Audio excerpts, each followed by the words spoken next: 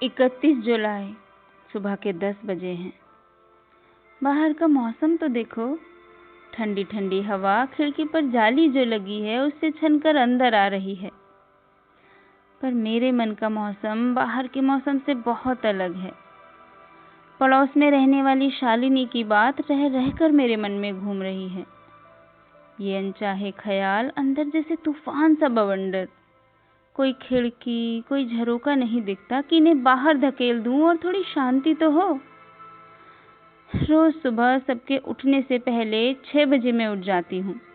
सबसे पहले नहा धोकर पूजा करके सूरज को जल चढ़ाना और वहीं रखे पौधों में पानी डालना, इसी से मेरा दिन शुरू होता है। हमारा फ्लैट फर्स्ट फ्लोर पर ही है। कल सुबह शालिनी को जल्दी ऑफिस के लिए निकलते देखा तो पूछ बैठी थी, अरे क्या बात, आज बड़ी जल्दी निकल रही हो ऑफिस के लिए? प्रभा, सच मानो कैसे करती हूँ मुझे खुद नहीं पता।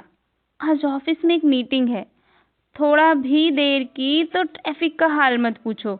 दोपहर तक पहुंचूंगी। बच्चों को डे केयर भी ड्रॉप करना है। तुम्हारे तो मजे हैं यार, ना ट्रैफिक का रोना ना ऑफिस की चिंता। मजे से घर पर रहो, मूवीज देखो।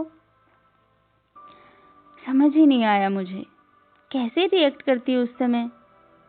क्या उसने ये कहना चाहा था कि जैसे मैं तो पूरे दिन घर में मजे ही करती हूँ, कोई काम ही नहीं मुझे। हालांकि मैं अपने हिसाब से कुछ काम आगे पीछे कर सकती हूँ, इतनी सुविधा तो है। पर जहाँ तक काम का सवाल है तो इस घर की आंखें और हाथ पैर मैं ही हूँ। चाहे दोनों बच्चे हों या सुमित, मेरे होने से कितने बेफिक्र होते हैं। रिया और रोहन की सारी जिम्मेदारी, घर, रसोई का काम, आस पड़ोस की सोशल लाइफ सब संभाल लेती हूँ मैं। सुमित भी ऑफिस का काम अच्छे से फोकस्ड होकर इसीलिए कर पाते हैं क्योंकि उन्हें पता है कि प्रभा तो है ना। या फिर शालिनी की कही बात का ये मतलब होगा कि वो मेरे जितनी लकी कहाँ। माना कि मुझसे ज्यादा पैसे कमाती है, पर इतना टाइम भी नहीं उसके पास कि 2 वक्त का खाना भी सुकून से बैठकर खा ले या अपने बच्चों के पास बैठकर हंस खेल ले। कितनी मशीनी जिंदगी है उसकी। मुझे तो यही लगा जैसे आज उसने ऐसे जताया हो कि उसके सामने मैं तो कुछ भी नहीं। रिया और रोहन के होने से पहले मैं और सुमित दोनों एक ही ऑफिस में काम करते थे। दोनों ही हम आईटी बैकग्राउंड से हैं, तो एक ऑफिस में जॉब मिल ही गई थी। पर बच्चों के होने के बाद से बहुत कुछ बदल गया था। हालांकि रोहन के होने के बाद कुछ हद तक मैनेज कर भी रही थी। उसकी देखभाल के लिए मेरी माँ आ गई थी। कुछ दिन रही, पर बुढ़ापे में बहुत भागा दौड़ी उनके बस की नहीं थी। ऊपर से रोहन को जल्दी जल्दी सर्दी खांसी होती रहती थी। बस एक दिन वही हुआ जो मैं सोचती थी कि मैं सब कर लूंगी, कभी नहीं होगा। एक महत्वाकांक्षी औरत और माँ के दिल की जद्दोजहद में माँ का दिल जीत गया और मैंने जॉब छोड़ दी थी। सोचा रोहन थोड़ा बड़ा हो जाए तो स्कूल जाने लगेगा और क्या बड़ी बात, फिर से ज्वाइन कर लूंगी। पर इधर रोहन 2 साल का हुआ तो महसूस हुआ कि उसे एक सिबलिंग, भाई या बहन की जरूरत है। तो रिया आ गई। फिर मेरी रिया समय से कुछ पहले ही आ गई थी। वो प्री मैच्योर बेबी थी, तो उसकी बहुत देखभाल करनी पड़ती थी। मेरा दिल ही नहीं माना कि उसे किसी और के हाथों में सौंपकर मैं अपने सपनों के पीछे भागूं। जरूरतों को अनदेखा करके ख्वाहिशों के पीछे नहीं भाग पाई मैं। ये छोटी छोटी खुशियां, रिया और रोहन की खिलखिलाहटें, मेरे बच्चों की शरारतें, ये धरोहर है मेरी।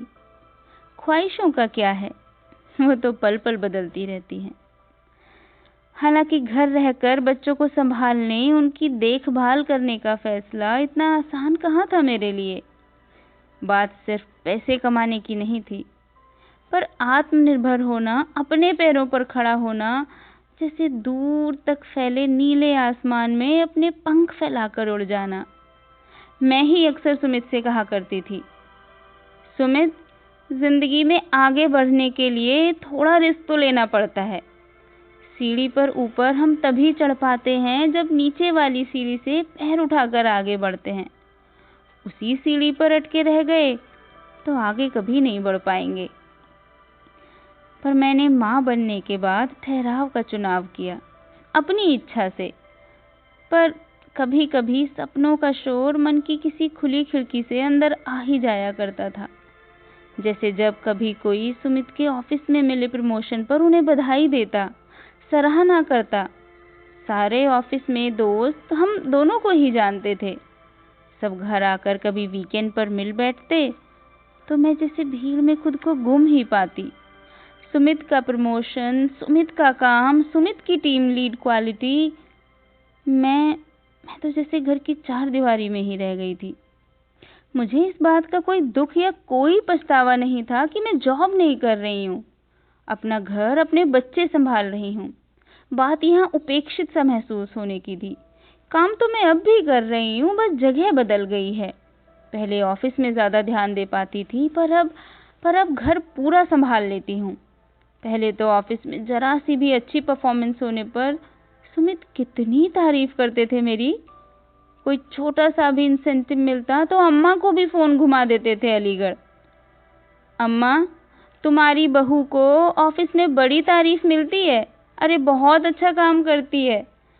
मुझे तो डर है कि घर में तो मेरी बॉस है ही, कहीं ऑफिस में भी मेरी बॉस ना हो जाए।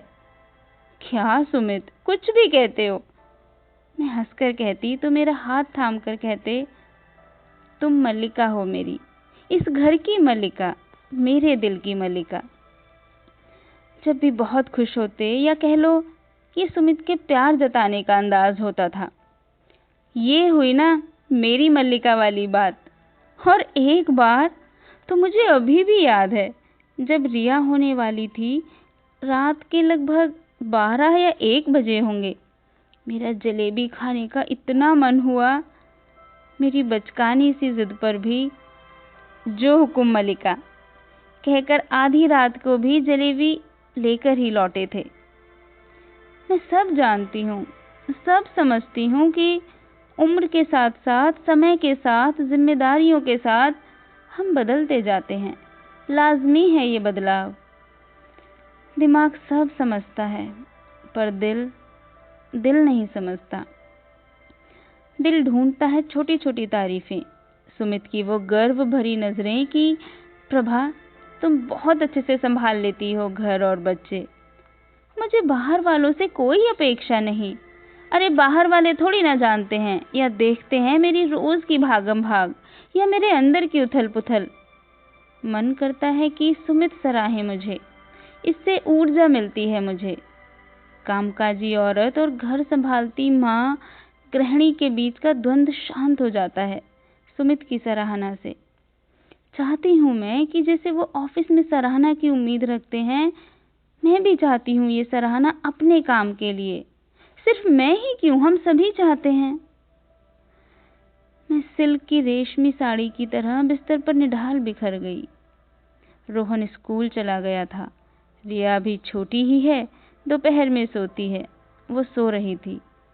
मैंने प्यार से उसका माथा चूमकर उसे चादर ओढ़ा दी और सिरहाने रखे तकिए के नीचे से डायरी निकाल ली अपनी। पिछले कुछ महीनों से मैं जब भी कुछ मन होता है अपनी डायरी में लिख लिया करती थी। कहना तो नहीं आता मुझे सुमित से, पर कभी कभी कुछ लिख लिया करती थी।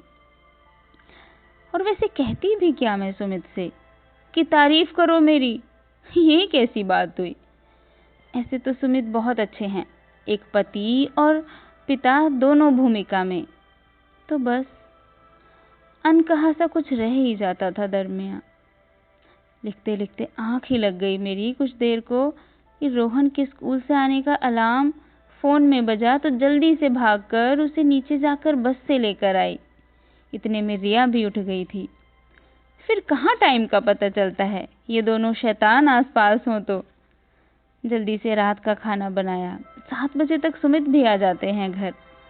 रात का खाना खाने के बाद सुमित और मैं दोनों बालकनी में खड़े चाय पी रहे थे। प्रभा, एक बात बताओ, ये 2-3 दिन से तुम बुझी बुझी सी क्यों हो? मैं नहीं तो, सुमित ने पूछा तो मैं फीकी सी हंसी हंस दी थी। तुमसे क्या छुपा सुमित, खुली किताब हूं मैं तो। अच्छा, मुझे लगता है कि कुछ पन्ने हैं बाकी जो मैंने पढ़े ही नहीं, उन्हें ही पढ़ने की कोशिश कर रहा हूँ।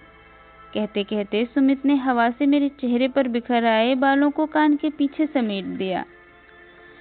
रिश्तों को वक्त पर समय देना वैसा ही होता है जैसा तपती धूप में पौधों को बचाए रखने के लिए वक्त पर पानी देना।